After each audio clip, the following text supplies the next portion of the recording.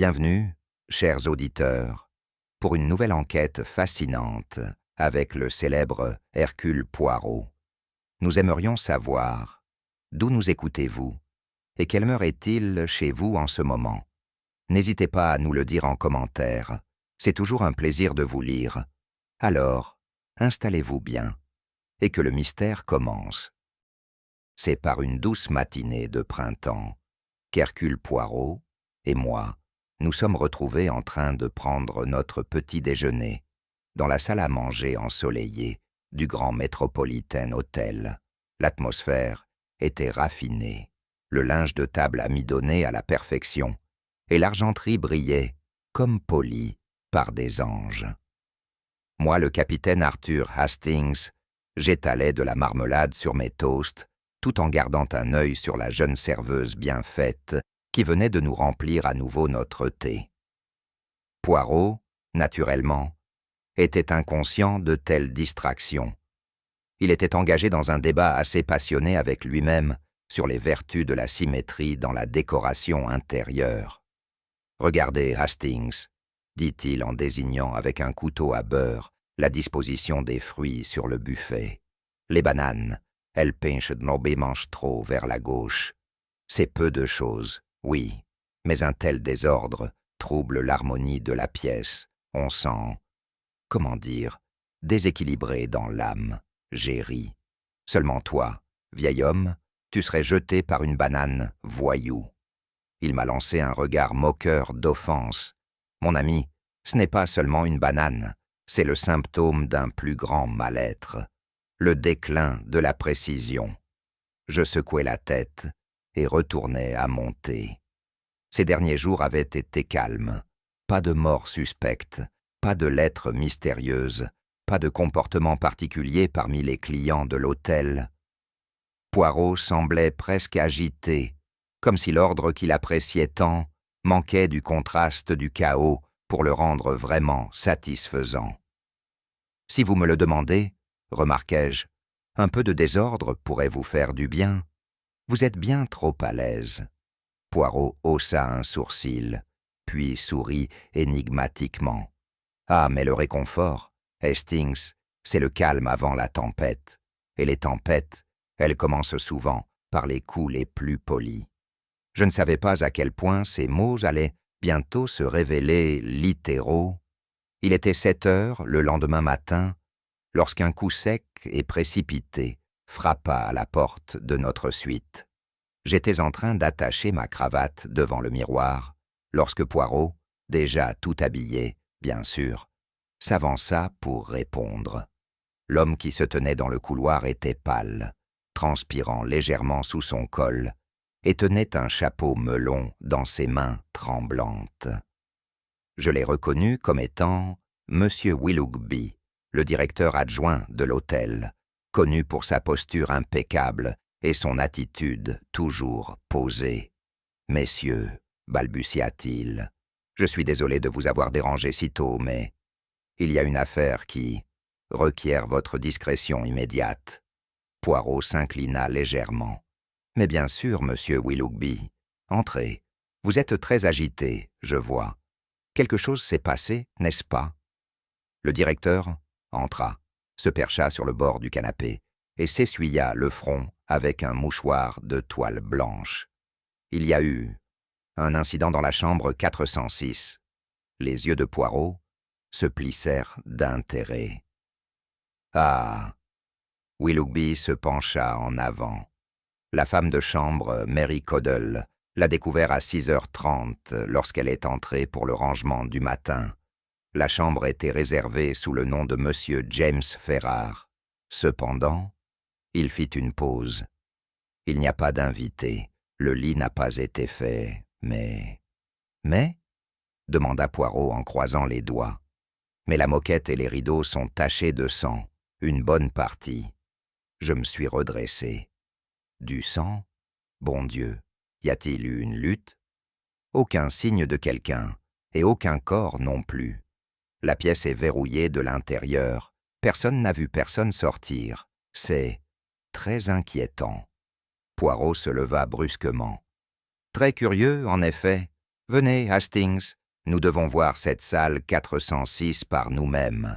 Il y a quelque chose, dit-il en ajustant ses poignets, qui offense les petites cellules grises. La chambre 406 était au 4e étage, nichée au fond d'un long couloir, recouvert de moquettes, orné de lourds rideaux de velours et d'appliques murales, discrètes.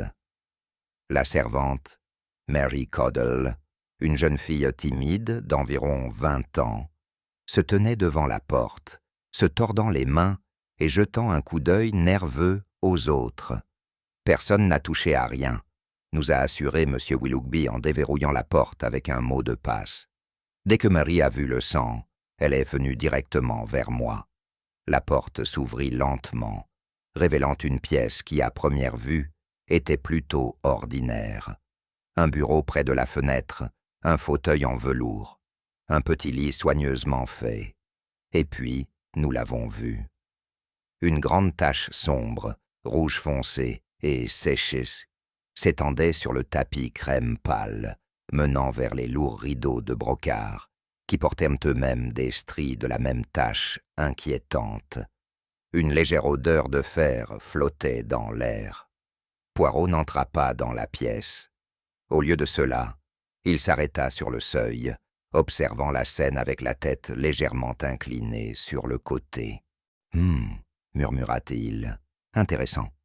Aucun signe de violence, aucun meuble renversé, et pourtant, du sang. » Il se rapprocha, évitant soigneusement la partie tachée du sol. Ses yeux tombèrent sur un coin de tissu qui dépassait de derrière l'armoire. « Ah, et voilà, » murmura-t-il.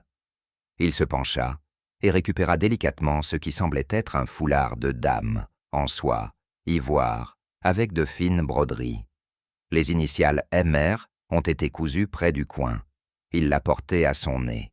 Faible, mais distinctif, des roses, un parfum délicat et cher. Hastings fronça les sourcils. Est-ce que cela aurait pu appartenir à ce Monsieur Ferrare? Poirot sourit. Je ne pense pas, à moins qu'il ne soit très peu orthodoxe dans ses goûts.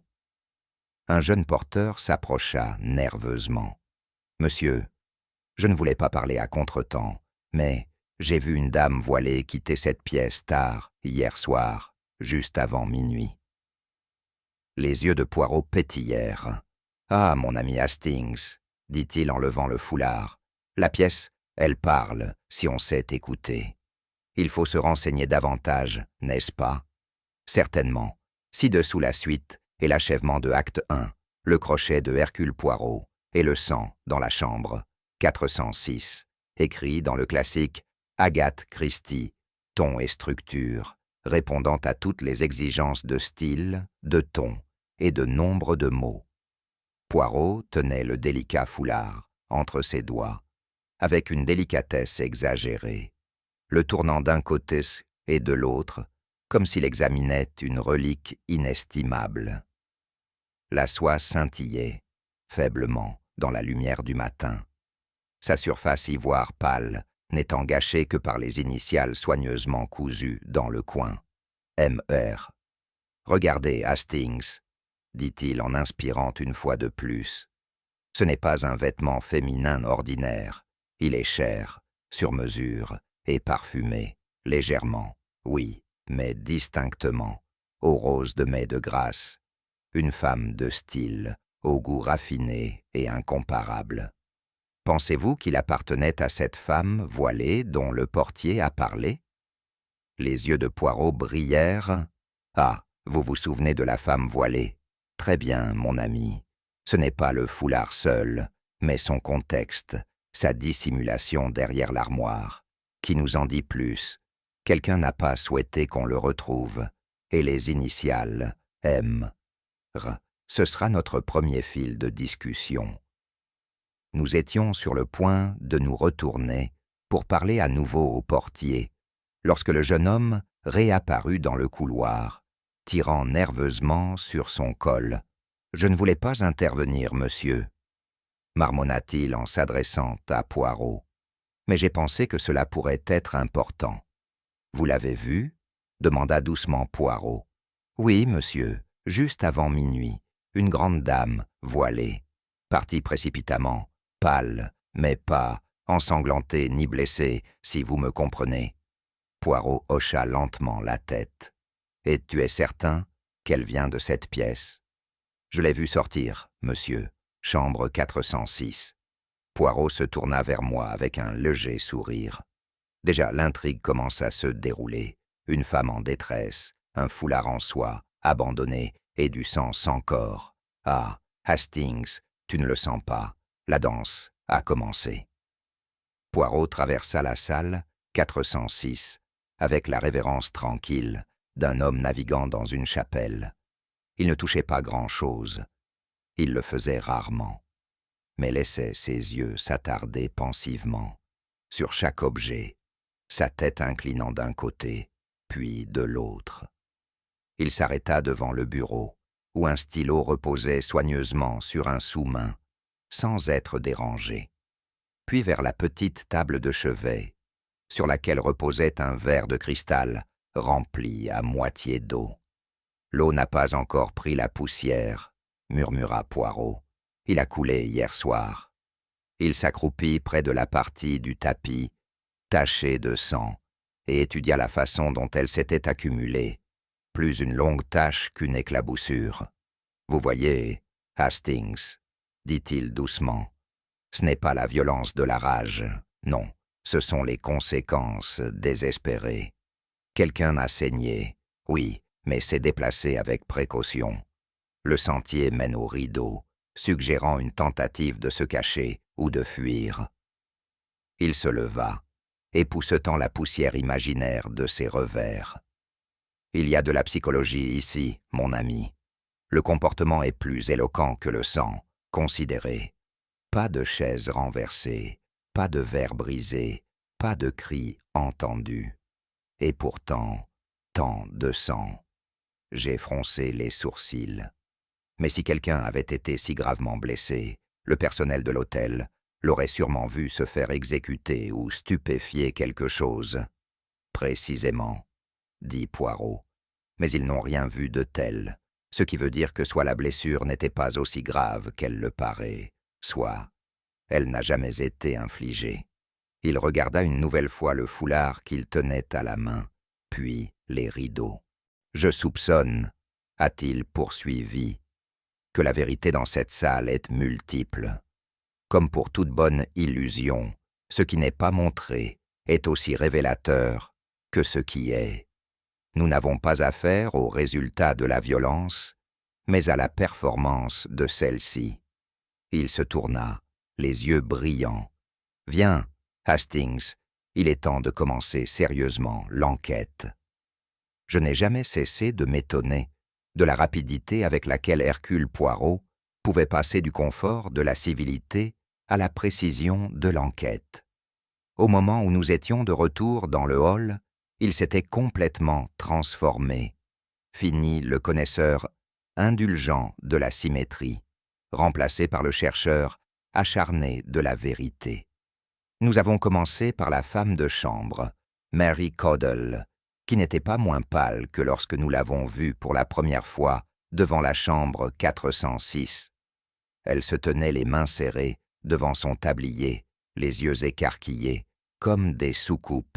« Je viens d'ouvrir la porte comme d'habitude, monsieur, » dit-elle en serrant son plumeau comme une arme. « Et voilà, le sang, partout sur le tapis, et les rideaux. Je n'ai touché à rien, je le jure sur ma mère. » Poirot hocha la tête de façon encourageante. « Vous avez bien fait, mademoiselle. Dites-moi, aviez-vous remarqué quelque chose d'inhabituel chez l'invité de la chambre 406 avant ce matin ?» Marie hésita. « Je ne l'ai jamais vu, pas une seule fois. J'ai laissé des serviettes propres dans la salle de bain hier après-midi, mais la porte était entr'ouverte et je ne suis pas entré. Il avait laissé la carte « Ne pas déranger » sur la poignée. »« Très intéressant, » murmura Poirot. « Et qu'en est-il des bruits? Avez-vous entendu quelque chose pendant la nuit? » ?»« Non, monsieur, rien. » Vint ensuite le veilleur de nuit, un type nerveux nommé Clarence Meeks, qui semblait plus enclin à parler, même s'il était clair qu'il aimait un peu le drame. « Une nuit tranquille, surtout, dit-il, jusqu'à vers minuit, quand j'ai vu une dame voilée sortir de l'ascenseur et se diriger directement vers les portes d'entrée. Elle était pressée, celle-là. Elle ne disait pas un mot. L'avez-vous vue arriver plus tôt dans la soirée? Non, monsieur. Si je l'avais fait, je m'en serais souvenu. Elle avait une sorte de présence, élégante, mais troublée. Poirot échangea un regard avec moi avant de se retourner. Et la chambre 406, y a-t-il eu un appel à l'aide, des visiteurs, des livraisons, des perturbations? Aucun signalé, tout était calme. Merci, monsieur Mix. Finalement, nous avons interrogé à nouveau monsieur Willoughby dans son bureau. Un espace exigu mais méticuleusement organisé, rempli de registres, de bons de réservation et de clés disposées comme des médailles aux militaires derrière son bureau. « Dites-moi, » dit Poirot en se penchant en avant, « que pouvez-vous nous dire sur l'homme qui a réservé la chambre 406 ?» Willoughby ajusta ses lunettes en soupirant. Le nom donné était Monsieur James Ferrars.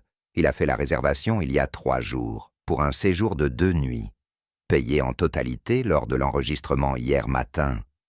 Et a-t-il fourni une pièce d'identité? Willoughby hésita. Eh bien, non, pas précisément. Il a dit qu'il venait de rentrer de l'étranger et qu'il n'avait pas son passeport à portée de main. Mais il a parlé avec une grande confiance. Un homme plus âgé, cheveux argentés, bien habillé. Rien qui suggère qu'il n'était pas authentique. Les sourcils de Poirot se haussèrent. Ah, la confiance d'un menteur, Hastings, elle est toujours délivrée avec la plus grande politesse. Nous sortîmes une fois de plus, dans le couloir.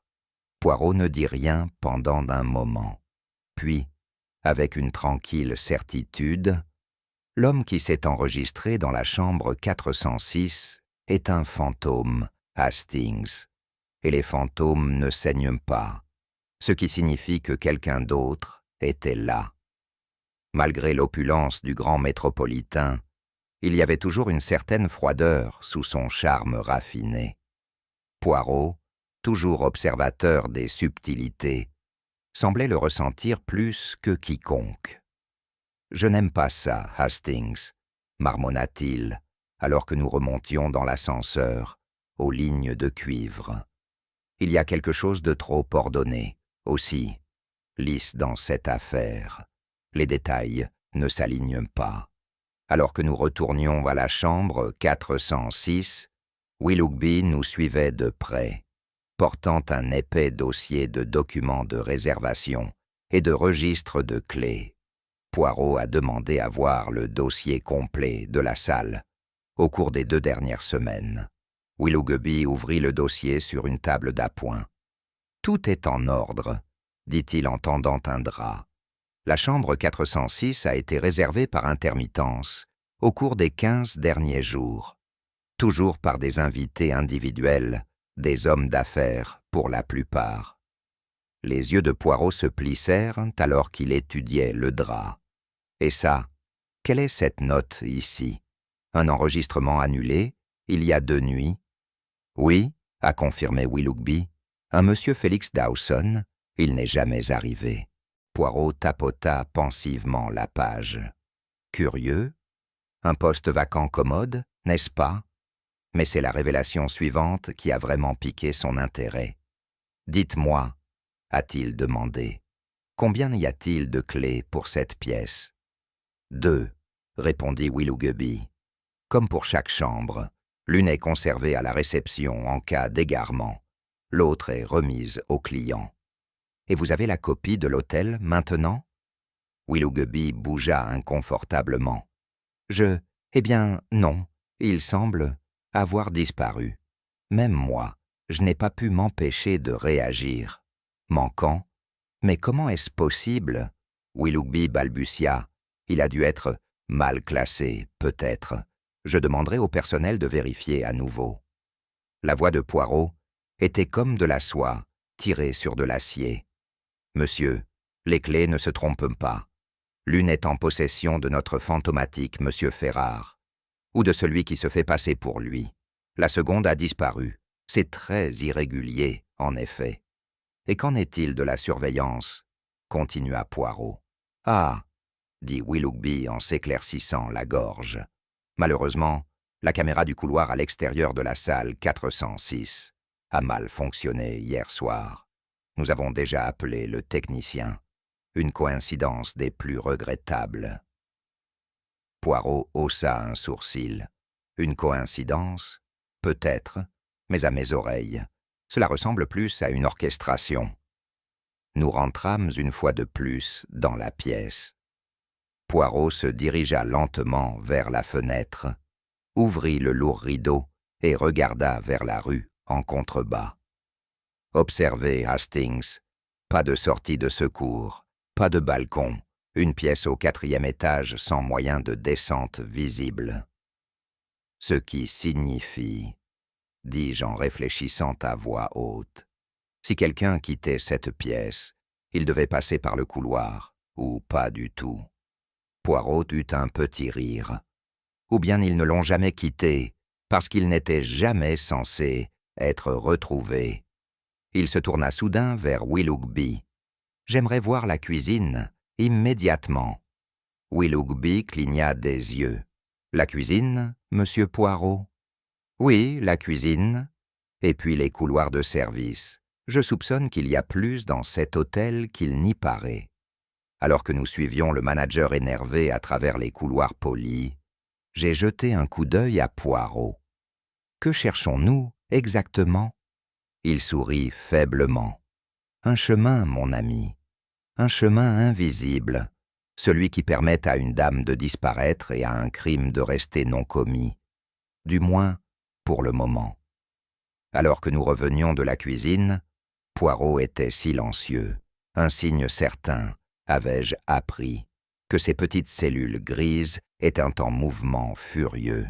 Nous étions à peine installés dans le salon qu'il nous a demandé une liste des invités séjournant au 4e étage, en particulier ceux occupant les chambres adjacentes au 406. M. Willoughby obéit avec la vivacité d'un homme désireux de paraître utile, même si son front brillait de sueur fraîche. De chaque côté du 406, nous avons M. Reginald Castor au 404 et Mme Isobel Lytton au 408. De l'autre côté du couloir, Miss Margaret Renley au 411 et M. Oliver Drake au 412. La moustache de Poirot frémit d'intérêt. Bon, rendons une petite visite à chacun d'eux, n'est-ce pas?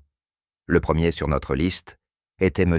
Reginald Castor, un grand gentleman, aux larges épaules, d'une 50aine d'années, avec une moustache hérissée et une voix comme une corne de brume. Un industriel à succès, avait murmuré Willoughby, les doigts dans de nombreuses tartes. Il nous salua avec raideur. On m'a déjà dit qu'il y avait eu un incident. Franchement, je trouve ça très perturbant. Je viens ici pour la paix. Poirot, imperturbable, s'installa dans un fauteuil. « Monsieur, vous êtes au même étage que la chambre 406. Avez-vous entendu ou observé quelque chose d'inhabituel la nuit dernière ?» Castor fronça les sourcils. Seulement les allées et venues habituelles, mais il hésita. Il y avait une voix de femme vers minuit, faible. J'ai supposé que c'était une dispute entre amants. Ce n'est pas mon affaire.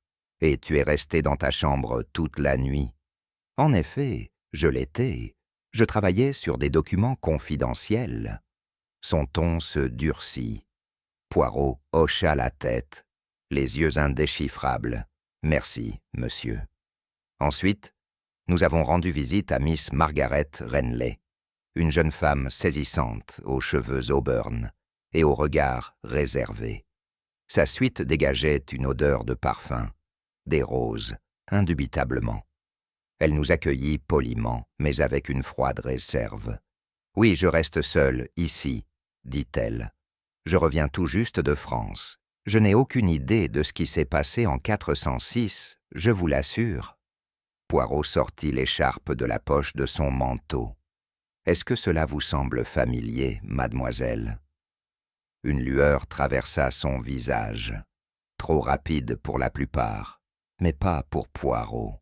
« Non, » dit-elle doucement, « cela ne m'appartient pas. »« Et pourtant, » dit doucement Poirot, « vos initiales sont MR.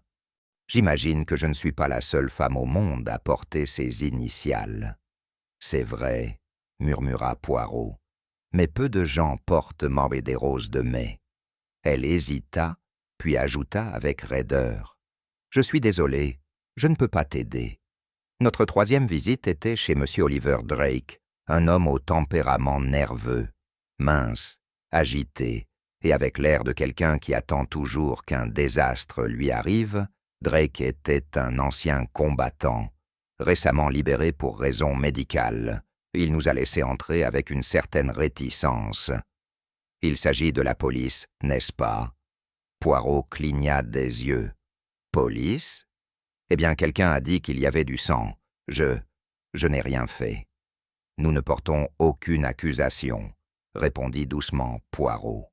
« Dites-nous, connaissiez-vous l'occupant de la chambre 406 ? » « Non, monsieur, je m'occupe de mes affaires. Cependant, j'ai vu une femme, tard, hier soir, grande, voilée. »« Ah ah, » dit Poirot. « Et où l'as-tu vue ?» Le front de Drake se plissa. « Je sors du 406. Je retournais dans ma chambre après avoir pris l'air. Je n'arrivais pas à dormir. » « Et a-t-elle dit quelque chose ?»« Non, juste. J'ai marché rapidement vers l'ascenseur. Il avait l'air pâle, bouleversé. Notre dernier arrêt était Madame Isobel Lytton, une vieille dame digne qui nous a accueillis depuis son fauteuil près de la fenêtre, tricotant à la main. Sa vue, comme Willoughby l'avait remarqué, déclinait. Mais son esprit, de toute évidence, était vif. « Mon audition compense, » dit-elle avec un léger sourire. « Hier soir, j'ai entendu quelqu'un pleurer, une femme, juste après minuit. Ça n'a pas duré longtemps. »« Avez-vous entendu autre chose, madame ?» demanda Poirot. Elle pencha la tête. Un léger bruit sourd, comme si quelque chose était tombé. Puis, le silence. Poirot bowed. « Merci infiniment, madame. » Alors que nous reculions dans le couloir, je me tournai vers Poirot. « Que penses-tu de tout cela ?» Il eut un léger sourire. « Ils ont tous vu quelque chose, Hastings. Mais ce qu'ils n'ont pas vu, je pense que c'est encore plus révélateur. Peu de temps après notre série d'entretiens, de fausses pistes ont commencé à faire surface, comme c'est si souvent le cas dans le cas de Poirot. Un par un, chaque suspect a révélé quelque chose de curieux, de suspect, ou carrément accablant, pour ensuite le découvrir quelques instants plus tard. Vint d'abord le mouchoir ensanglanté. Il a été découvert par un chasseur, en train de nettoyer les poubelles du couloir du 4e étage. Plié et partiellement caché, sous un journal froissé dans les ordures, près de la salle 404, Monsieur la chambre de Castor. Poirot l'examina avec délicatesse. Du sang, oui, mais remarquez la texture, l'absence de coagulation. C'est trop lisse. Un échantillon a été rapidement testé dans la cuisine de l'hôtel, où par hasard, il y avait eu une livraison d'agneau la veille. Du sang de mouton, confirma Poirot. D'une coupure de cuisine ou d'un déversement. Notre monsieur Castor apprécie ses steaks saignants. J'ai cligné des yeux. Alors, il a été planté ou jeté avec une intention théâtrale. Dans les deux cas, ce n'est pas le sang de la salle 406. Vint ensuite la confession discrète de Miss Renly. Nous l'avons retrouvée dans le salon, cette fois plus posée. Elle s'approcha de Poirot avec hésitation. « Je ne voulais pas le dire devant ton ami, » commença-t-elle en me jetant un coup d'œil. « Mais j'ai rencontré quelqu'un dans la chambre 406. » Poirot incline la tête. Ah, le mystère s'approfondit. Mon fiancé, murmura-t-elle. Nous avons gardé nos fiançailles secrètes. Sa famille n'aurait pas approuvé. Nous nous sommes donné rendez-vous là-bas, à l'abri des regards indiscrets. Et son nom, mademoiselle? Elle hésita. Il a utilisé un pseudonyme. Il s'est enregistré sous le nom de Monsieur Ferrare.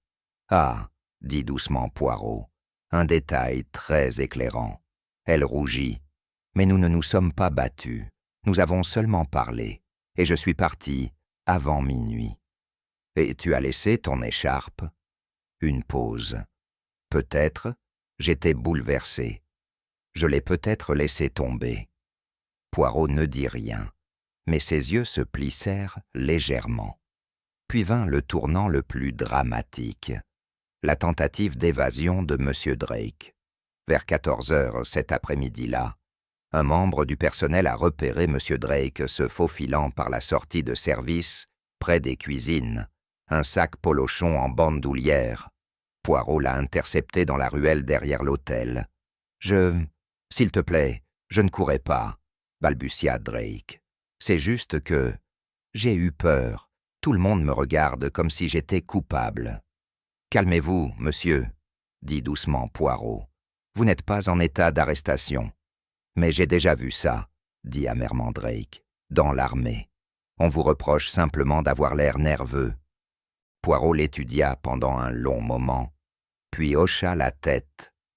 La culpabilité n'est pas toujours bruyante. Parfois, elle prend le visage de la peur. Mais la peur seule ne constitue pas une preuve. Drake expira, tremblant.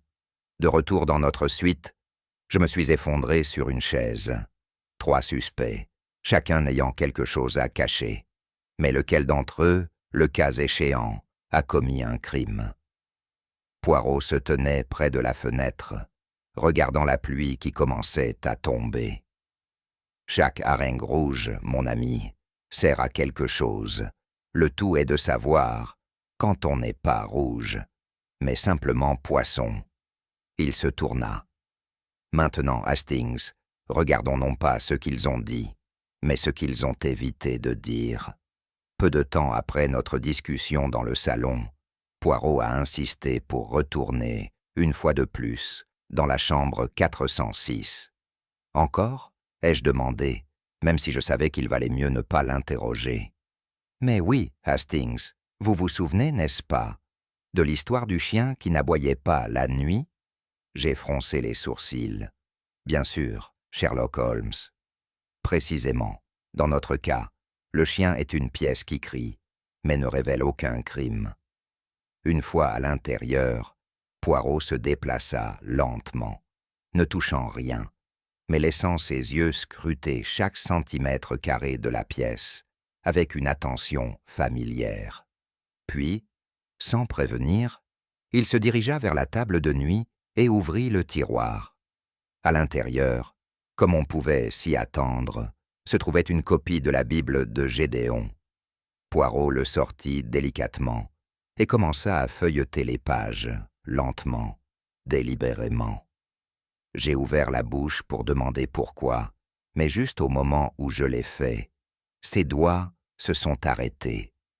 Entre l'Ancien et le Nouveau Testament se trouvait quelque chose de plié, du papier jaune pâle, croustillant et étrangement impeccable sur les pages usées par le temps des Écritures. Poirot le sortit soigneusement. « C'est toujours dans les endroits les plus calmes, » murmura-t-il. La note était écrite à la main, dans une écriture précipitée et tremblante. Il le lut à haute voix. « Elle sait. Je dois l'arrêter avant qu'il ne soit trop tard.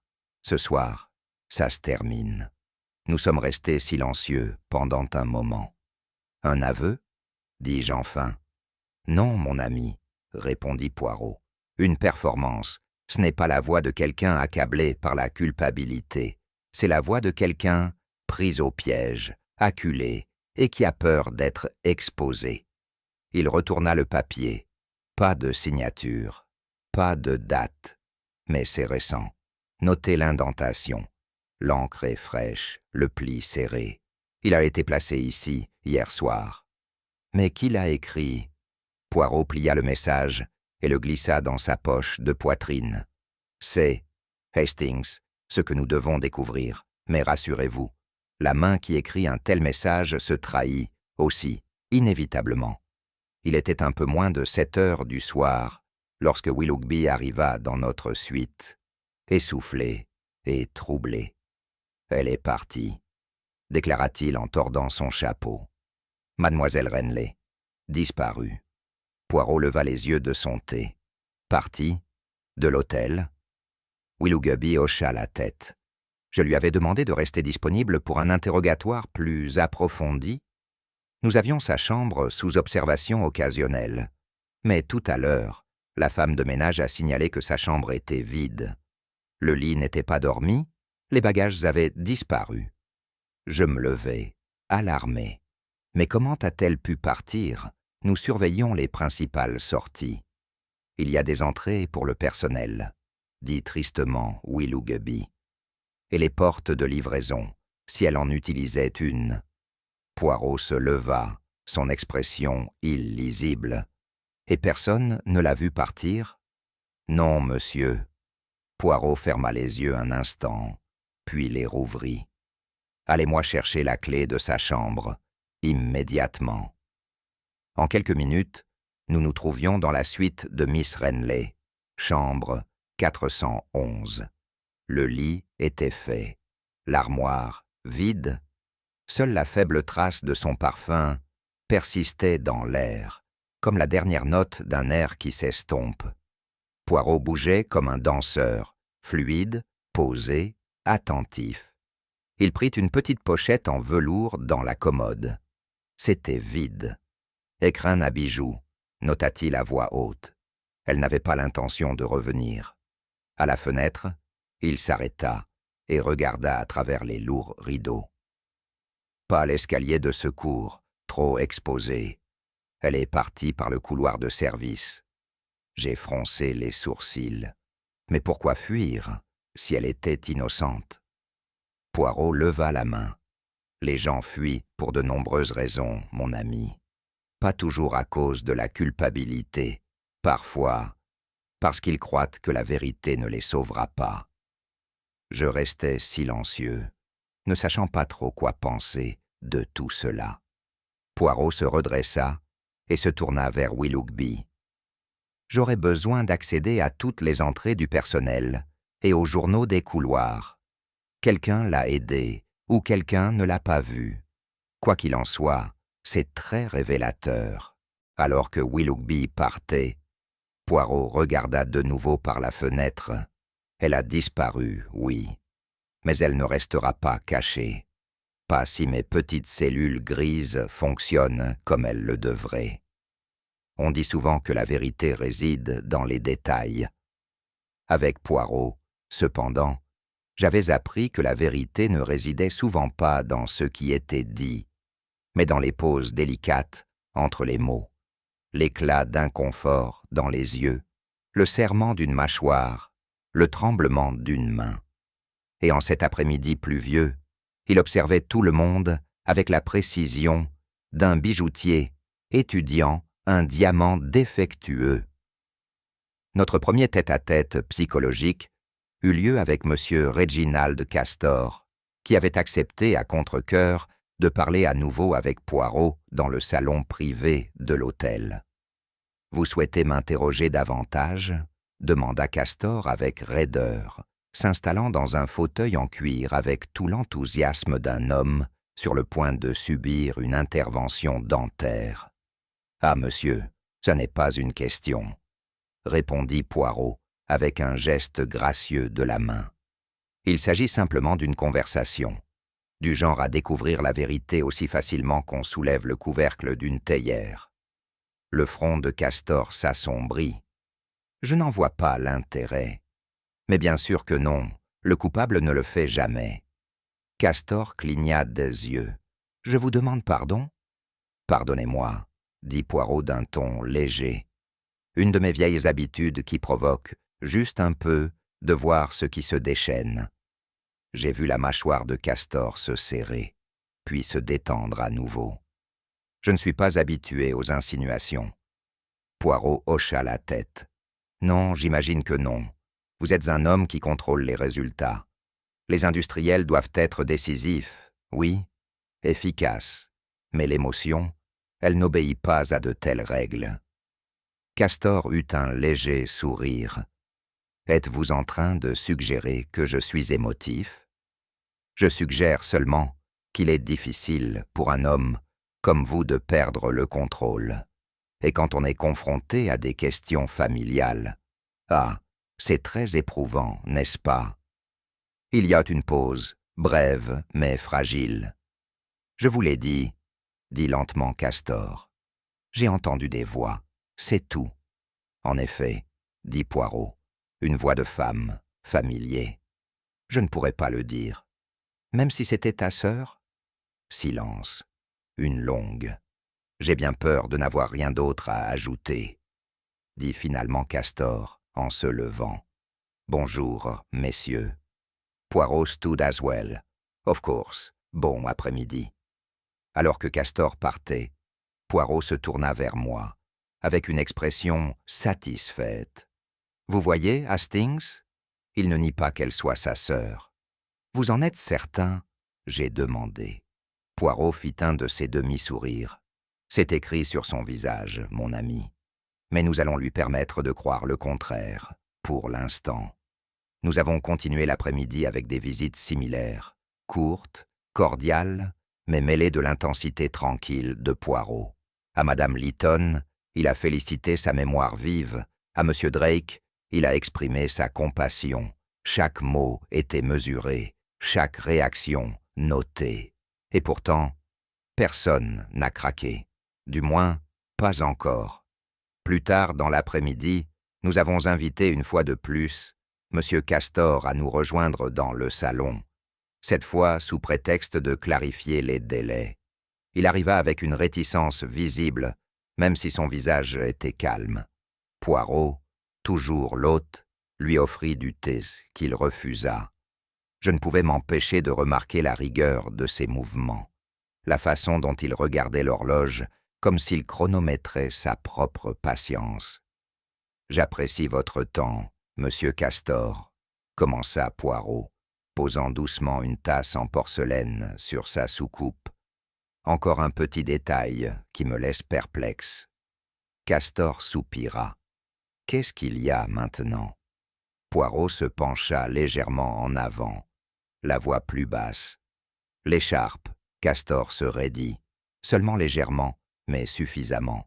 « Quelle écharpe ?» Un foulard en soie pour dame, ivoire, brodé, laissé dans la chambre 406. Je ne connais rien aux foulards. Ah, dit Poirot, en haussant un sourcil. Curieux, parce que je n'ai pas dit que c'était de l'ivoire, ni brodé.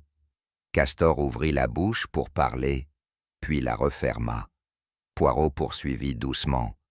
Vous connaissiez le foulard parce que vous l'avez déjà vu. Vous l'avez reconnu tout de suite. Je n'ai rien fait de tel. Mais vous l'avez fait. Et votre réaction, monsieur, est très révélatrice. Les muscles de la mâchoire, ils ne mentent pas. Castor se leva. Si vous m'accusez de quelque chose... Non, non, pas encore, l'interrompit Poirot en se levant avec lui. Je n'accuse personne, j'observe simplement. Vous dites que vous ne connaissez pas le foulard, et pourtant, vous réagissez comme si vous le connaissiez. Est-ce parce que vous l'avez vu autour du cou de votre sœur? Castor se figea, la couleur s'effaçant légèrement de son visage. Vous présumez trop. La voix de Poirot s'adoucit, mais avait un poids subtil. Nous avons déjà appris que Miss Renley, Margaret Renley, n'est pas simplement une invitée. Elle est votre sœur, étrangère, oui, mais pas inconnue. Vous l'avez attirée ici. La chambre 406 était votre scène. C'est absurde. Non, dit Poirot, c'est tragique. Parce que ce qui a commencé comme un affrontement est devenu... Quoi? Une perte de contrôle, un moment de colère, un malentendu. Les mains de Castor étaient maintenant serrées. les jointures mèche-pure blanche à ses côtés. Cette interview est terminée. Poirot ne l'a pas empêché de partir. Au lieu de cela, il s'est tourné vers moi, au moment où la porte s'est fermée. Voilà, la première vraie secousse. Je me suis penché en avant. Tu penses qu'il l'a blessé? Poirot hésita. Je pense qu'il le croit. Et c'est là, Hastings, que réside le plus grand danger. Un homme qui agit par peur se cachera, même à lui-même, la vérité. Il récupéra l'écharpe de son manteau et l'étala sur la table. Ceci, dit-il doucement, n'était jamais censé être trouvé. Et pourtant c'était le cas. Cela aussi est un message. Il tapota les initiales brodées. Monsieur, voyons, où mène ce fil? Le crépuscule approchait lorsque Poirot et moi retournâmes une fois de plus dans la chambre de Madame Lytton. Le doux bruit des aiguilles à tricoter s'arrêta alors qu'elle nous regardait, ses yeux bleu pâle, illisibles derrière d'épaisses lunettes. « Tu es de retour ?» dit-elle. « D'autres questions ?»« Seulement quelques-uns, madame, » répondit Poirot en s'inclinant légèrement. « Votre oui est fine, peut-être plus fine que celle de la plupart des autres hôtels de cet hôtel. Vous avez entendu quelque chose la nuit de...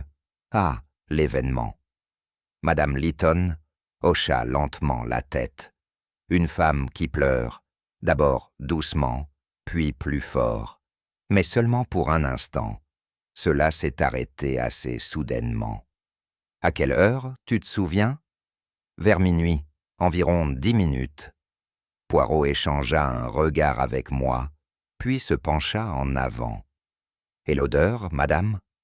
Vous en avez parlé à un membre du personnel, n'est-ce pas ?» Elle eut un léger sourire. « C'est ce que j'ai fait. » Le parfum persistait dans le couloir. Des roses, chères, poudrées. Pas celles qu'on achète dans un magasin. Les yeux de Poirot pétillèrent. « Vous avez une belle mémoire, madame. Je travaillais dans une parfumerie, » dit-elle en revenant à son tricot. « On n'oublie jamais les rares. Diriez-vous, » a demandé Poirot, « que l'odeur venait de la chambre 406 ?» Madame Lytton hocha la tête sans hésitation. Je parierais mes oreilles là-dessus. Poirot se leva. « Merci, madame. Vous avez aidé plus que vous ne le pensez. » Elle fit une pause et leva à nouveau les yeux. « J'en sais plus que les gens ne le pensent, monsieur Poirot. J'entends ce que les autres manquent. » Poirot sourit. « Moi aussi. » En quittant la pièce, j'ai murmuré. « Encore le parfum. C'est définitivement celui de Margaret. »« Oui, Hastings, » murmura Poirot. « Mais ne tirons pas de conclusions hâtives. La rose, bien que parfumée, a des épines. Nous avons trouvé M. Oliver Drake assis sur un banc dans le jardin de la cour de l'hôtel, fumant nerveusement une cigarette, comme si c'était à la fois un réconfort et une malédiction. Ses yeux se sont levés lorsque nous nous sommes approchés. « Je ne pars pas, » marmonna-t-il. « Non, monsieur, nous ne vous accusons pas, » dit doucement Poirot. « Seulement nous souhaitons parler de Margaret. » Drake se raidit. Ses doigts tremblèrent légèrement, des cendres se répandant sur son pantalon. « Marguerite » répéta-t-il d'une voix serrée. Poirot s'assit à côté de lui. « Oui, Margaret Renly. Vous l'avez vue cette nuit-là, n'est-ce pas ?»« Je ne connaissais pas son nom, » balbutia Drake. « Je veux dire, je pensais qu'elle avait l'air familière. »« Elle est familière, » dit doucement Poirot. « Pour toi. Tu étais amoureux d'elle, autrefois. » Drake déglutit. C'était, il y a des années, avant la guerre, avant tout. Il inspira profondément, comme s'il n'en avait pas pris une seule depuis des jours. « Elle n'a jamais répondu, » dit-il amèrement. « J'étais en poste en Égypte, j'ai envoyé 3 lettres, rien. Saviez-vous qu'elle était ici, à l'hôtel ?» Il baissa les yeux. « Non, je pensais l'avoir vue dans le couloir. mais j'ai supposé que c'était mon esprit qui me jouait des tours. J'ai eu des épisodes. Poirot se pencha légèrement en avant. « Êtes-vous allé dans la chambre 406 ?» Drac hésita. « Non, je le jure. » Quand je l'ai vue quitter la pièce, je me suis figé. Je ne voulais pas croire que c'était elle. Je ne pouvais pas bouger. Poirot le regarda pendant un long moment, puis lui tapota doucement le bras. « Merci, monsieur. Vous avez été très courageux. » Alors que nous nous éloignions, j'ai murmuré « Le croyez-vous » ? « Oui, » dit simplement Poirot, « parce que l'homme qui s'accroche au passé ne le fuit pas.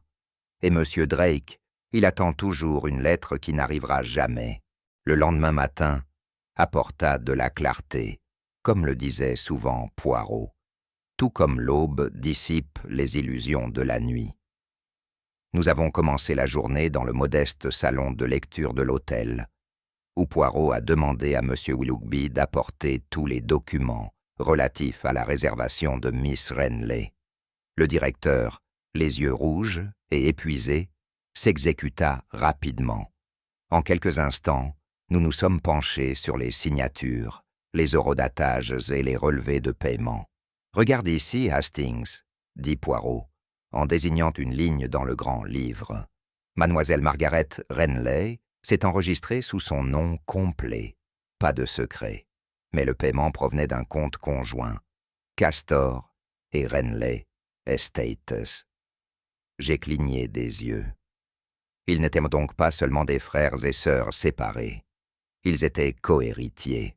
« Exactement, » murmura Poirot. « La fortune familiale, elle se lie et se divise dans une mesure égale. » Il tapota à nouveau la page.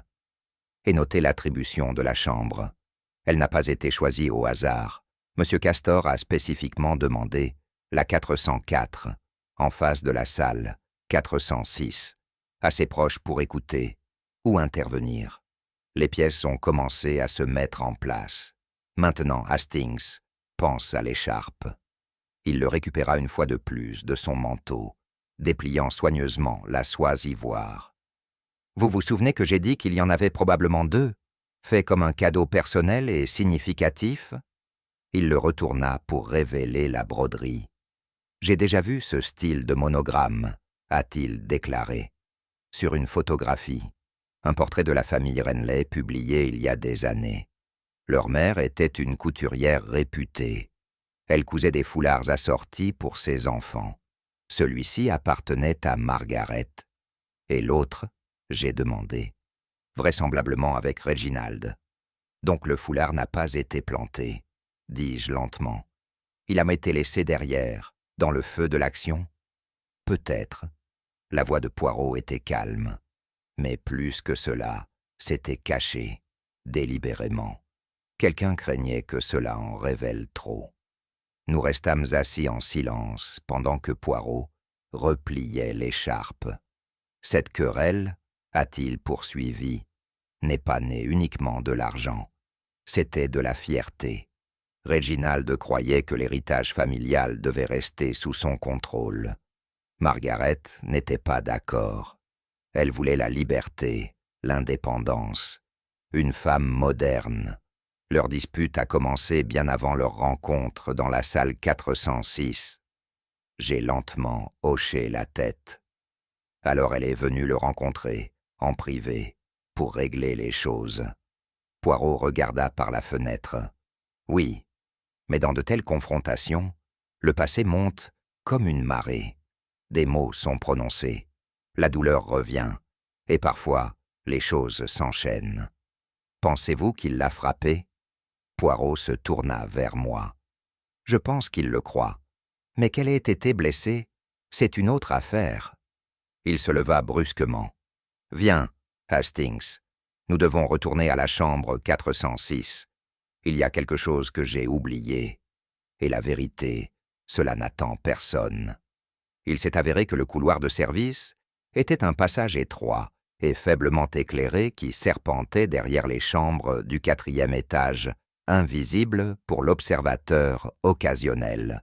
Personne n'aurait jamais soupçonné son existence, à moins, bien sûr, d'avoir été Hercule Poirot. « C'est ici, Hastings » déclara Poirot, en tapotant le panneau discrètement caché derrière un cadre en acajou, près du vestiaire de la chambre 406. J'ai regardé. « Comment diable le saviez-vous » ? « Le brouillon, » répondit Poirot d'un ton neutre. « Le moindre courant, venant d'un mur qui devrait être immobile. Mon ami, le nez, il ne renifle pas que du parfum. » Avec un léger clic, le loquet déguisé se relâcha. Le panneau s'ouvrit pour révéler un couloir étroit, à peine assez large pour une seule personne. « C'est ainsi, » a déclaré Poirot. « C'est ainsi qu'elle est partie sans être vue. » Le couloir serpentait derrière les chambres, comme une artère secrète de l'hôtel, éclairée seulement par le scintillement occasionnel d'une ampoule défectueuse. La poussière s'accrochait au sol dans la plupart des zones, à l'exception d'une section, près du milieu. « Remarque » dit Poirot, désignant une zone propre dans la poussière. Deux séries d'empreintes de pas, l'une légèrement plus grande que l'autre, une légère, une plus délibérée. Un homme et une femme, je parierais. Nous débouchons au fond, près de la cuisine du personnel, où se faisaient les livraisons. Un petit escalier menait à l'entrée de service, non gardée, et donnant directement sur une ruelle. Alors elle aurait pu s'échapper par là facilement, dis-je, peut-être avec l'aide de quelqu'un. Juste comme ça, dit Poirot. Et maintenant, demandez-vous, pourquoi s'échapper de cette manière? Pourquoi ne pas simplement sortir par le hall? J'ai réfléchi. Parce qu'elle ne voulait pas qu'on la voie, ou quelqu'un ne voulait pas qu'on la voie. Ah, très bien, Hastings, dit Poirot, les yeux brillants. Maintenant, nous commençons à penser avec précision. Il ferma doucement le panneau derrière nous. Le couloir, voyez-vous, nous dit non seulement comment, mais aussi pourquoi. Il y a de la peur dans la dissimulation, mon ami. Et cette peur est le fil que nous devons suivre. De retour dans notre suite, je me versai un cognac fort, pendant que Poirot enlevait soigneusement ses gants et redressait sa cravate. Il avait l'air aussi impeccable qu'au petit déjeuner, alors que j'avais l'impression d'avoir traversé le brouillard londonien lui-même. « Poirot, dis-je, tout cela est très intelligent, mais ne manquons-nous pas quelque chose d'assez important ?» Il haussa un sourcil. « Ah, la voix de la raison. Parle, Hastings. »« Il n'y a pas de corps, » m'écriai-je. « Nous avons du sang, oui, et un foulard, et une note dans la Bible, et maintenant des couloirs secrets, mais pas de corps. Comment peut-il y avoir un crime sans un ?» Poirot eut un petit sourire exaspérant. « Ah, mon ami, comme vous aimez chercher le cadavre et non la conclusion, ce n'est pas l'absence de corps qui me trouble, c'est la présence de la peur. » « Je ne suis pas. » Poirot s'appuya contre le dossier de sa chaise. « Supposons, Hastings, qu'un homme croit avoir tué. Il voit du sang, il voit de la panique. Et ainsi il agit, non par culpabilité, mais par peur. Il cache des preuves, manipule des scènes, renvoie sa sœur. J'ai regardé. Vous pensez que Réginald Castor croit qu'il a tué Margaret? Je fais. Mais elle n'est pas morte. » Poirot sourit simplement et croisa les doigts. « Ah, mais c'est là la partie délicieuse. La psychologie du crime, Hastings, elle compte plus que n'importe qui. Ce soir-là, je reviens d'une brève promenade dans le domaine de l'hôtel pour trouver Poirot assis au bureau, le stylo en main et les sourcils froncés, en réfléchissant attentivement. « Que fais-tu » j'ai demandé. « J'écris des télégrammes, » dit-il sans lever les yeux. « Des télégrammes?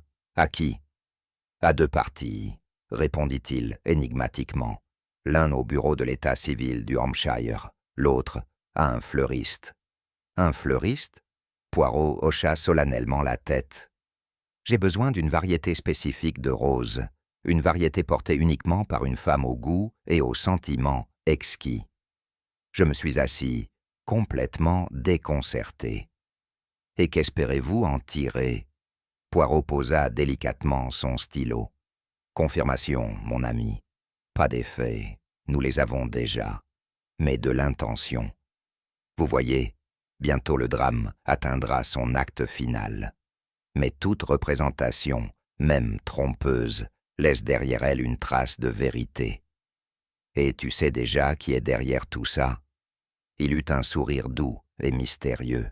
« Mais oui, Hastings, je le sais depuis un certain temps. » J'ai cligné des yeux.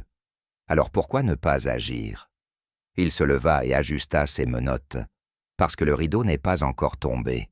Et moi, Hercule Poirot, je crois qu'il faut donner à chaque joueur sa dernière ligne avant de livrer la mienne. » Le grand Metropolitan Hotel avait rarement connu un tel calme que ce soir-là. La salle à manger, habituellement réservée aux repas dignes, sous le regard attentif des serveurs, avait été transformée en scène. Les lourds rideaux de velours étaient tirés. Les bougies clignotaient doucement dans les appliques murales. La longue table en acajou, débarrassée de ses atours habituels, était nue, comme un banc d'audience attendant un témoignage. À 8 heures précises, Hercule Poirot se tenait au bout de la table, ses chaussures luisantes, sa moustache impeccable et son expression d'un calme indéchiffrable. Un à un, ils entrèrent, M. Reginald Castor, raide et illisible, Mme Isobel Lytton, escortée par un chasseur inquiet et continuant à tricoter calmement malgré la tension, M. Oliver Drake, nerveux et pâle, et le toujours nerveux M. Willoughby, s'attardant près du fond, avec l'air d'un homme qui souhaitait ardemment être ailleurs. Je me tenais aux côtés de Poirot, un cahier à la main, le cœur battant d'impatience. Je l'avais déjà vu dans cet état d'esprit, cool, délibéré, théâtral. « Mesdames et messieurs, » commença-t-il d'une voix calme mais autoritaire, « vous avez la gentillesse d'accepter mon invitation. Nous ne sommes pas ici pour souper, hélas, mais pour un tout autre cours, la vérité. » Il y eut un murmure d'inconfort autour de la table. M. Castor plissa les yeux, tandis que Drake tapait nerveusement du doigt contre le bras du fauteuil. Poirot poursuivit. « Un crime, en quelque sorte, a été commis dans la salle 406. Et pourtant, il n'y avait ni corps, ni armes, et jusqu'à présent, aucune certitude. » Il fit une pause. « Mais ce soir, le voile sera levé, à la fois littéralement et métaphoriquement. » Il fit un signe de tête au maître d'hôtel qui ouvrit les portes. Un silence tomba. Quelqu'un entra dans la pièce, lentement, délibérément. Une silhouette voilée, de gris. La femme voilée resta silencieusement dans l'embrasure de la porte pendant un long moment, avant de lever doucement la main et de retirer le tissu transparent de son visage. Des halètements résonnèrent dans la pièce. C'était mademoiselle Margaret Renly, vivant, pâle mais posée. Ses cheveux au beurre étaient ramenés en arrière, ses yeux creux mais stables. Sa présence apportait avec elle une soudaine charge d'électricité.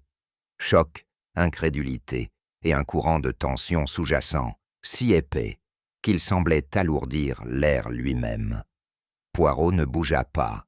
Il incline simplement la tête. « Mademoiselle Renly, merci. » Reginald Castor se leva brusquement. « Qu'est-ce que c'est ? Je pensais. » « Vous pensiez qu'elle s'était enfuie, » dit Poirot. « Ou peut-être que quelque chose de pire s'était produit. Vous avez cru à votre propre peur. » Castor s'assit lourdement, le sang vidé de son visage. Margaret parla enfin, sa voix douce mais claire. « Je n'avais pas l'intention de disparaître, mais après ce qui s'est passé, je n'ai fait confiance à personne, encore moins à moi-même. » Poirot hocha solennellement la tête. « Et ainsi tu as disparu, à travers le couloir des ombres. » Elle détourna le regard. « J'avais besoin de réfléchir, j'avais peur. » Poirot s'avança légèrement. Peur de quoi? Que vous ayez provoqué la violence de votre frère? Que vous en ayez peut-être trop dit? Ou qu'il dise quelque chose qui ne puisse pas être retiré? Les lèvres de Margaret tremblaient. Elle n'a rien dit. Poirot se tourna vers les autres. « Mesdames et messieurs, soyons clairs. Mademoiselle Renley n'a pas été victime d'un meurtre, mais d'une amertume familiale, d'un orgueil et d'un très grave malentendu. » Il leva la main. « Mais nous devons dissiper le brouillard, et pour ce faire, nous devons examiner la vérité sur ceux qui ont été faussement considérés comme des suspects. Et donc, nous commençons par Monsieur Drake. » L'ex-soldat releva brusquement la tête, les yeux déjà humides. S'il y avait quelqu'un de plus surpris que moi par la concentration soudaine de Poirot, c'était bien M. Oliver Drake lui-même. « Moi ?» balbutia-t-il. « Mais, je vous l'ai dit, je n'ai rien fait. »« En effet, » dit calmement Poirot. « Et pour une fois, monsieur, un homme qui clame son innocence ne le fait pas, parce qu'il est intelligent, mais parce qu'il a peur. » Une vague de tension parcourut la pièce. Poirot s'approcha doucement de lui. « Vous souffrez, n'est-ce pas, d'une certaine maladie, une conséquence de la guerre. » Drake hésita. Le trouble post-traumatique, comme on l'appelle, les nerfs. Parfois j'oublie des choses. Parfois je me souviens de choses que j'aurais aimé ne pas avoir. « Vous avez vu mademoiselle Renley ce soir-là, n'est-ce pas ?» Drake hocha la tête, presque à contre-cœur. « Je l'ai fait. Je marchais dans le couloir. Je n'arrivais pas à dormir. Je l'ai vue quitter la chambre 406. Elle avait l'air brisée. Et tu n'as rien dit. » Drake déglutit. « Je ne voulais pas m'impliquer. Je n'étais pas sûr qu'elle était réelle. Parfois, mon esprit me joue des tours. » Poirot hocha la tête avec sympathie. « Et alors, quand la nouvelle du sang, du silence, de la suspicion est arrivée, vous avez paniqué ?» Drake hocha la tête. « Je pensais qu'ils penseraient que c'était moi. J'ai vu cela se produire. » Poirot sourit doucement. « Et pourtant, monsieur, vous n'avez pas couru bien loin. Vous vous êtes attardé, vous avez attendu, parce qu'une partie de vous savait que vous n'aviez rien fait de mal. » Drake leva les yeux en clignant des yeux. Poirot se tourna vers la pièce. « Faites-le savoir. Monsieur Oliver Drake est innocent. Son seul crime a été d'avoir été pris dans une histoire qui lui rappelait trop une histoire qu'il ne pouvait pas oublier. » Drake expira en tremblant. « Merci, » murmura-t-il. Poirot hocha la tête une fois. La culpabilité des innocents est souvent plus forte que le silence des coupables. Allons-y maintenant. Il y a encore un voile à lever. Le silence dans la salle à manger était aussi tendu que les cordes d'un violon lorsque Poirot se tourna une fois de plus vers les invités rassemblés. Sa voix, quand elle se fit entendre, était douce, presque mélancolique. « Il y a un certain parfum, dit-il, qui reste dans la mémoire plus longtemps que la plupart des autres, pas seulement à cause de sa chimie, mais à cause de son sentiment. Un parfum porté non pas pour attirer, mais pour se souvenir. » Il se tourna vers Madame Lytton. « Vous, madame, avez décrit un tel parfum, n'est-ce pas? Des roses, délicates et pâles, sur le coup de minuit. » Madame Lytton, qui suivait les débats avec des yeux perçants depuis son siège, fit un petit signe de tête. Je m'en souviens parfaitement, c'était suspendu dans l'air comme du chagrin. Poirot sourit. « En effet, et je crois que vous avez tout à fait raison, car c'était Rosès de Mai, un parfum français rare qui n'est plus vendu dans le commerce. Il faut soit l'avoir commandé spécialement, soit en avoir hérité. » Il regarda vers Miss Renley. « Vous, mademoiselle, portez-le encore. » Margaret baissa les yeux et, pour la première fois, une touche de couleur revint sur ses joues. « Il appartenait à ma mère. Elle disait toujours que c'était un parfum de vérité, pas de tentation. Je le porte quand j'ai besoin de courage. » Poirot hocha la tête avec approbation. Un sentiment des plus poétiques, et qui s'avère inestimable, parce que, mes amis, le parfum n'était pas simplement persistant, il était menant. Il y avait des murmures dans la pièce, continua Poirot. Le parfum n'a pas été détecté dans les couloirs ni dans les ascenseurs, mais dans la salle 406, sur les lieux de violence présumés. Et pourtant, personne n'a vu Miss Renley entrer dans cette pièce, ni en sortir. Il leva le doigt. Sauf un homme. Monsieur Castor bougea sur sa chaise. Le parfum nous dit ce que les yeux ont manqué. Cette Miss Renley était dans la salle 406, et que quelqu'un, craignant ce qui s'y était passé, a choisi de ne pas le révéler. Le regard de Poirot se tourna désormais entièrement vers Monsieur Reginald Castor. « Vous, monsieur, dit-il doucement, avez réservé la chambre 404, juste en face de la chambre 406. Un choix curieux, non ?» La mâchoire de Castor se serra. « Je voyage fréquemment. Je préfère ce côté de l'hôtel. Préférez-vous aussi les pseudonymes ?» demanda doucement Poirot.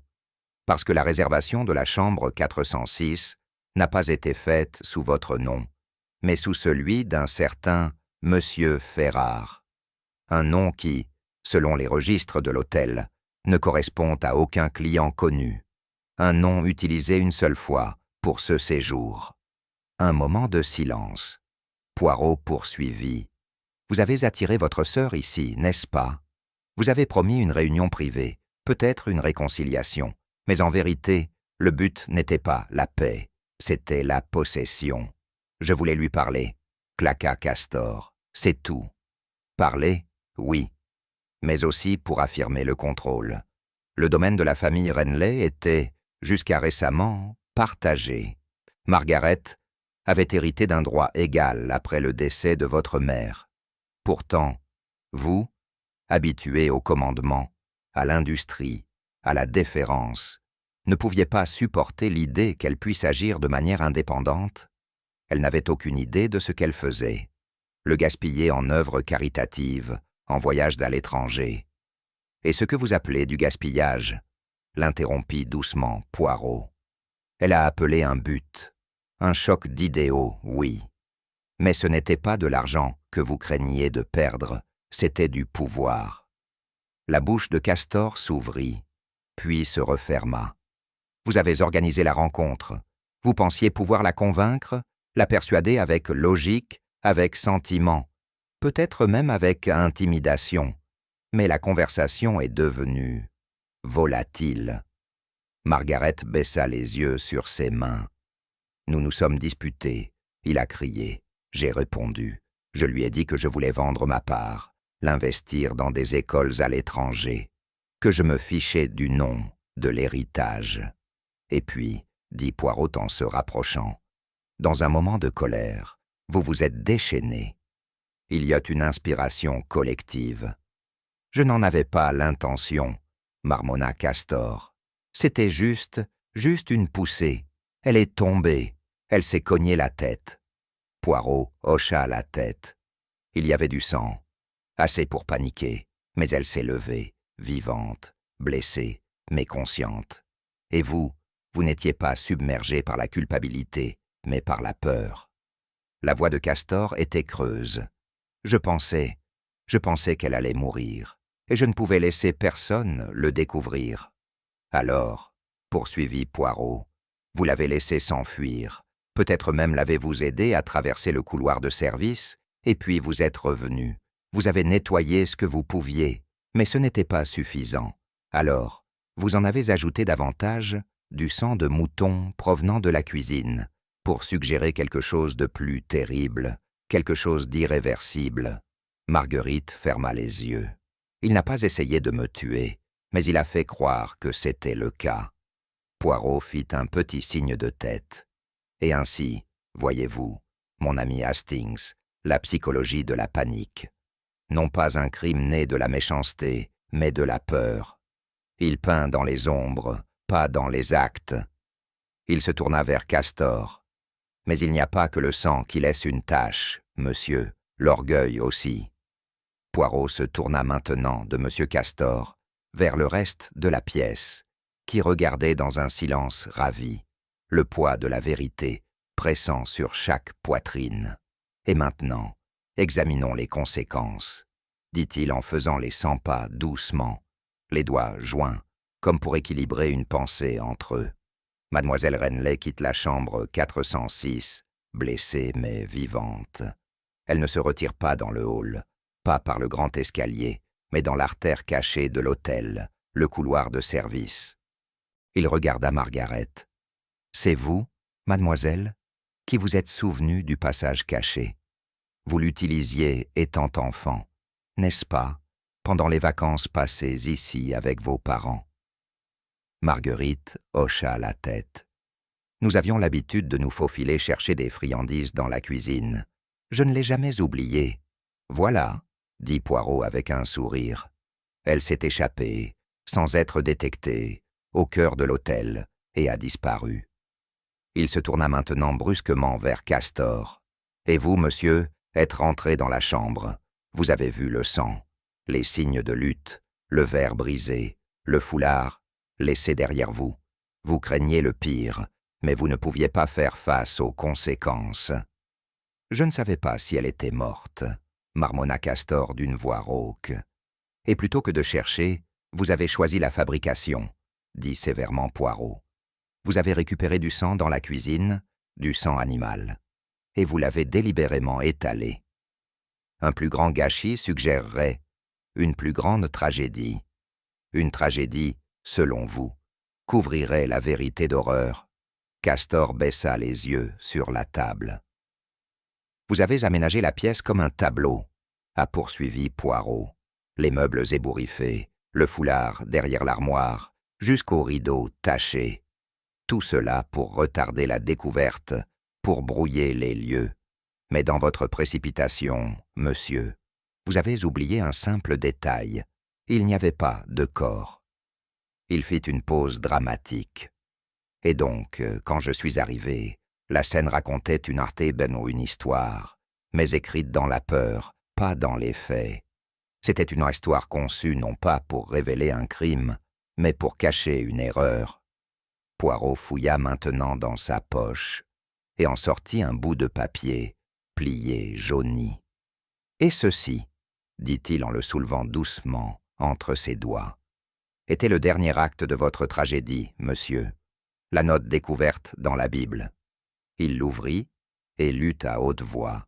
« Elle sait. Je dois l'arrêter avant qu'il ne soit trop tard.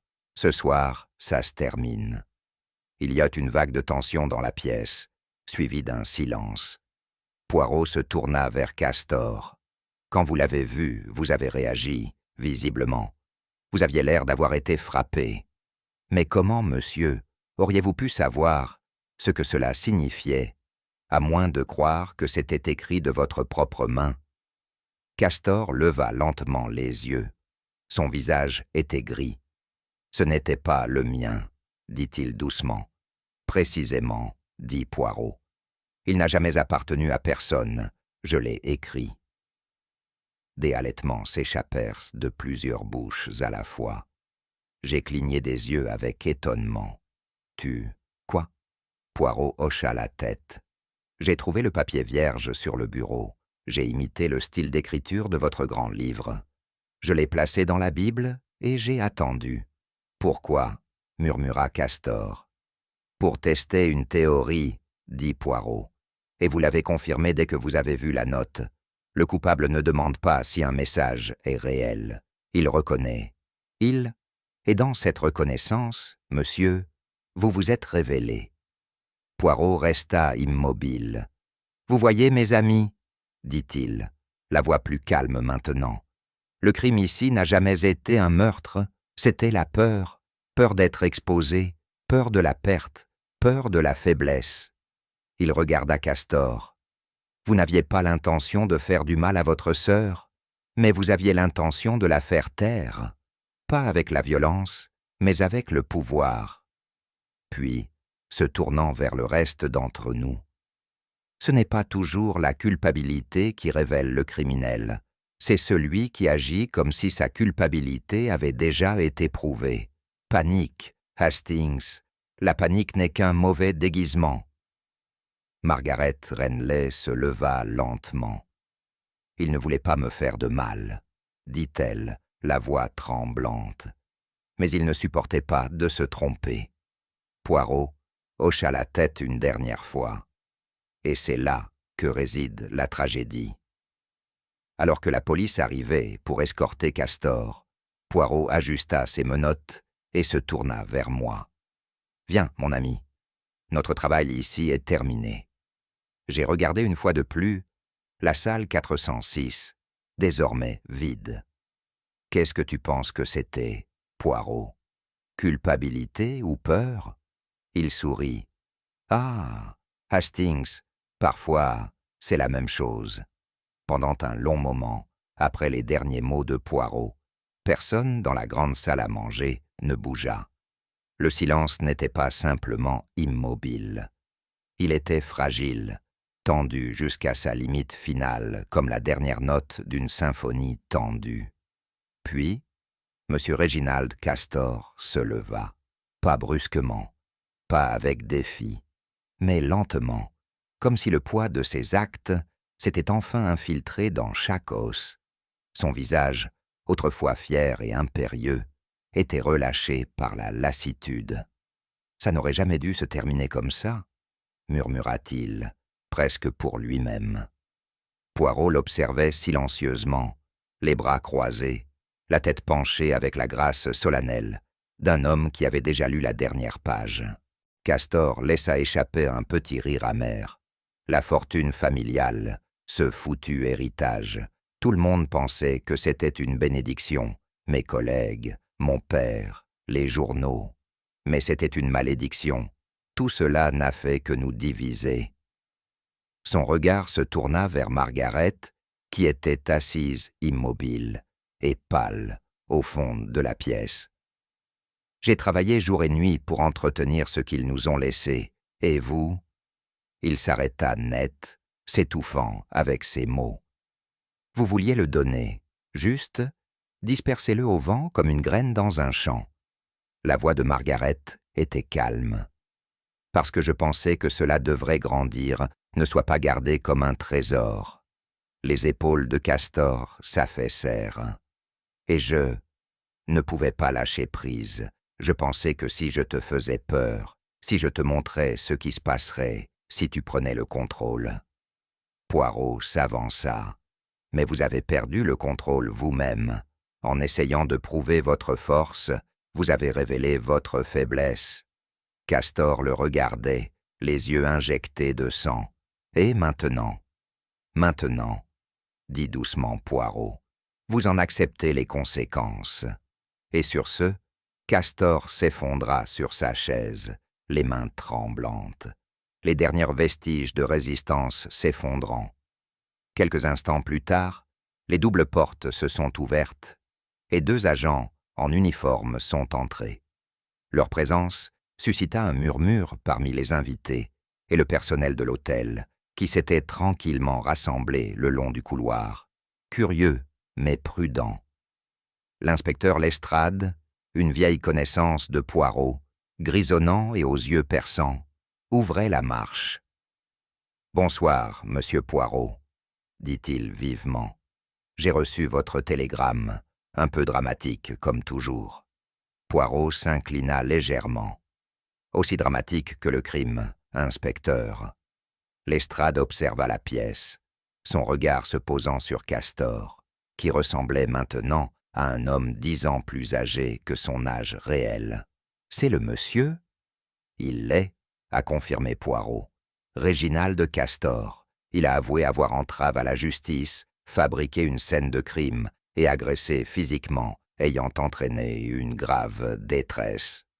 Je crois que la couronne considérera qu'il s'agit d'une tentative de meurtre sous la contrainte. » Lestrade s'approcha, les menottes prêtes. « Monsieur Castor, vous viendrez avec nous. » Castor se leva doucement, presque avec gratitude, comme si l'épreuve de faire semblant était plus lourde que celle de la punition. Tandis qu'il l'emmenait, Poirot se tourna vers la pièce, silencieuse. « Vous pouvez vous reposer maintenant, mes amis. Il n'y aura plus de femmes voilées la nuit, seulement des vérités mises à nu. » Plus tard, dans la soirée, alors que l'hôtel reprenait son rythme familier d'argenterie tintante et de conversation feutrée, j'ai rejoint Poirot dans notre suite. Il était assis près du feu, les mains croisées, et une expression de tranquille satisfaction jouant au coin de sa moustache. « Eh bien, dis-je en versant 2 cognacs, je dois admettre que vous m'avez complètement dérouté. » Poirot sourit sans me regarder. « Cela, mon ami, c'est parce que vous poursuivez les indices comme un chien à la recherche d'une piste, mais je préfère écouter le silence entre eux. » J'ai haussé un sourcil. Signification. Il s'est tourné vers moi. Ce qui veut dire, Hastings, que l'affaire n'a jamais porté sur le sang, ni sur un corps, ni même sur un motif au sens traditionnel du terme. Il s'agissait de peur. Je m'assis en face de lui. Peur? Oui. Réginald Castor n'était pas un criminel comme vous l'imaginez. Il n'a pas comploté de meurtre et n'a pas non plus frappé sa sœur par méchanceté. Mais la peur, la peur lui a fait croire qu'il avait fait quelque chose d'irréversible. Et de cette croyance est né le crime. J'ai lentement hoché la tête. Donc, la mise en scène du sang, la note biblique, l'acte de disparition. Toutes les réponses étaient une fausse croyance, a déclaré Poirot. Ce n'est pas l'acte, mais leur réaction à l'acte qui révèle la vérité. Et le message? Il rit Ardo. C'était mon petit test. Psychologie, mon ami. On n'a pas toujours besoin d'empreintes digitales quand on a la conscience humaine. Je me renversai sur ma chaise, le regardant avec une admiration retrouvée. Vous donnez l'impression que cela semble facile. Non, dit Poirot en levant son verre. Ce n'est jamais facile, mais c'est toujours révélateur. Nous buvons en silence, le feu crépitant entre nous. Une autre affaire close, non pas dans le sang, mais avec brio. Et Poirot, comme toujours, n'a laissé aucune ombre inexplorée.